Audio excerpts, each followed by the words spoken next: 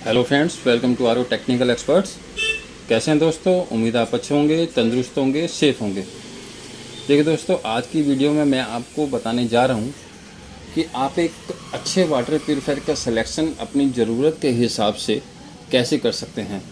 Actually बहुत से comments हमारे पास आते हैं जिसमें कि हमारे सब्सक्राइबर पूछते हैं कि हम कंफ्यूज हैं, हमें आरओ कौन सा परचेज करना चाहिए, या हम आरओ परचेज करें या यूवी वाटर प्यूरीफायर परचेज करें या RO plus UV water purifier purchase करें। ये कन्फ्यूजन वगैरह रहते हैं। लेकिन आज की वीडियो में मैं आपसे एक एक्सपीरियंस भी शेयर करने वाला हूँ और अपनी तरफ से पूरा आपको एक्सप्लेन करने की कोशिश करूँगा, जिससे कि आप एक वाटर प्यूरीफायर लेने की सोच रहे हैं तो आपको एक वाटर प्यूरीफायर सेलेक्ट करने में मदद मिलेगी।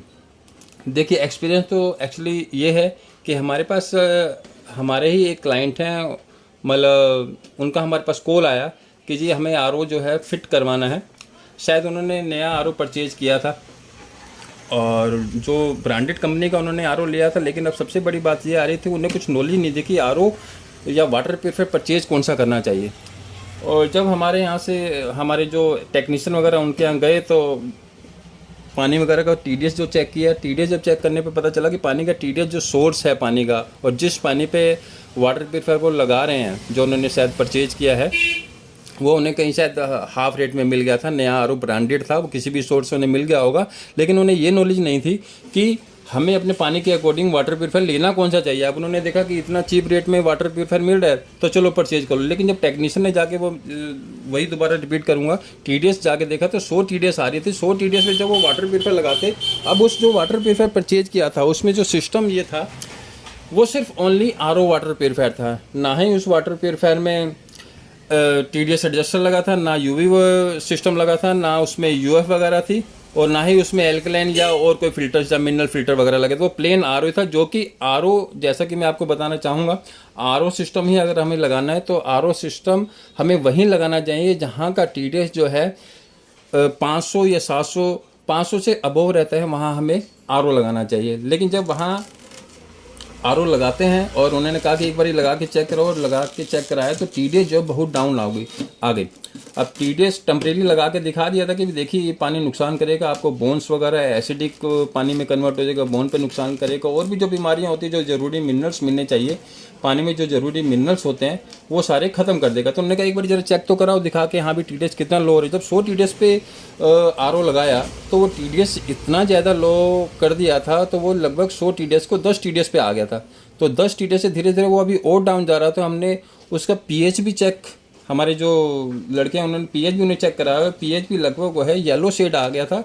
येलो से भी धीरे धीरे अब थोड़ा और चलता 5-7 पे आ जाता, वो पानी एसिडिक में कन्वर्ट हो जाता। तो अब उन्हें पछतावा हुआ कि भाई ये गलती हो गई है। तो फिर उन्होंने हमारे से सलाह मांगी, तो हमने उसी वाटर प्यूरीफायर को जो उन्होंने परचेज किया था, अब ठीक है आ रहा तो उन्हें परचेज कर लेते, लेकिन उसे हमने अपग्रेड कर दिया। अपग्रेड करके हमने उसमें फिर एक यूवी सिस्टम भी ऐड किया। यूवी सिस्टम के साथ हमने उसमें एक टीडीएस एडजस्टर भी लगाया, ताकि हम टीडीएस अपने अकॉर्डिंग एडजस्ट कर सकें कि हाँ भाई बॉडी में मिनरल्स कम से कम 70 मिनिमम भी अगर हम लेके चलें कि 70-80 तो टीडीएस होनी चाहिए। उसके बाद फिर हमने एक पीएच मेंटेन करने के लिए, जो पानी एसिडिक हो रहा था उसमें फिर हमने एल्कलाइन फ़िल्टर भी लगाया, तो उसके बाद जाके वो पानी पीने लायक बना। तो ये गलती कई बार हम भी कर देते हैं। तो आज की वीडियो में मैं आपको यही बताना चाहूँगा कि देखिए, सबसे पहले तो हमें जिस पानी पे हमें वाटर प्यूरीफायर लगाना है उसका हमें टीडीएस पता होना चाहिए कि टीडीएस हमारे यहाँ कितना आ रहा है, और हमें एग्जैक्टली किस वाटर प्यूरीफायर की रिक्वायरमेंट है। ये डिपेंड करता है हमारे टीडीएस के ऊपर। अगर तो एक एग्जांपल लेके चले, अगर हमारे पानी का टीडीएस 150 या 200 या मैक्सिमम अगर 250 तक है, तो हमें आरओ सिस्टम लेने की कोई ज़रूरत नहीं है। हम normal UV plus UF water purifier लगवा सकते हैं, क्योंकि आपको मैं बताता हूँ UV plus UF water purifier काम कैसे करता है। यूवी सिस्टम में क्या होता है, सेडिमेंट फिल्टर एक लगा होता है, जो कि पानी की डस्ट मड पार्टिकल्स वगैरह 5 माइक्रोन तक की जो होती है उसे वो ब्लॉक कर लेता है। उसके बाद केमिकल इम्प्योरिटीज़ जो आपने देखा होगा पानी में, कई बार जो कॉर्पोरेशन का पानी आता है उसमें केमिकल इम्प्योरिटीज में कई बार बैड स्मेल, एक्सेस क्लोरीन वगैरह ये जो सारी आती है, वो चारकोल फिल्टर के थ्रू वो जो है सारी एब्जॉर्ब कर ली जाती है। फिर उसके बाद उसमें यूवी सिस्टम, जैसे मैंने आपको बताया, यूवी उसमें एक चैम्बर होता है जिसमें से पानी रोटेट होता हुआ आता है, और जो यूवी रेज जब पानी पे पड़ते हैं तो जो पानी में जर्म्स, बैक्टीरिया, वायरस वगैरह आते हैं वो डीएक्टिवेट हो जाते हैं। तो यूवी सिस्टम में तो ये है। और हमें TDS 200-250 तो हमारे पानी का TDS अगर रहता है तो कोई नुकसानदायक नहीं होता। हाँ, हमें टेस्ट का अगर इशू नहीं है तो 200-250 तक का पानी हम पी सकते हैं, लेकिन इससे ज़्यादा जब TDS जाता है 300-400 तक जाता है तो उस कंडीशन में हमारे को टेस्ट नहीं आता, थोड़ा पानी हैवी लगता है। तो उस कंडीशन में हम 1% फिर भी अगर 400-500 TDS है तो हम RO के बारे में सोच सकते हैं। लेकिन RO भी हमें कौन सा लेना? अब RO में भी कई मॉडल्स आते हैं, सिर्फ एक RO सिस्टम आता है। अब RO के साथ RO प्लस मेम्ब्रेन और TDS adjust, UF, alkaline filter, UV, ये सारे सिस्टम भी आते हैं।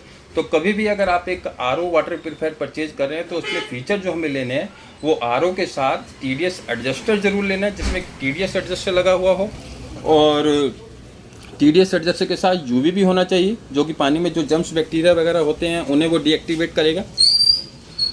और इसके साथ अगर आप एल्कलाइन फ़िल्टर ले लेंगे तो ज़्यादा बेटर है, क्योंकि एल्कलाइन जो फ़िल्टर है वो पानी का pH भी मेंटेन करता है। ब्रांड से कोई फ़र्क नहीं पड़ता, ब्रांड आप कोई सा भी ले सकते हैं, कैंट ले सकते हैं, एक्वागार्ड ले सकते हैं।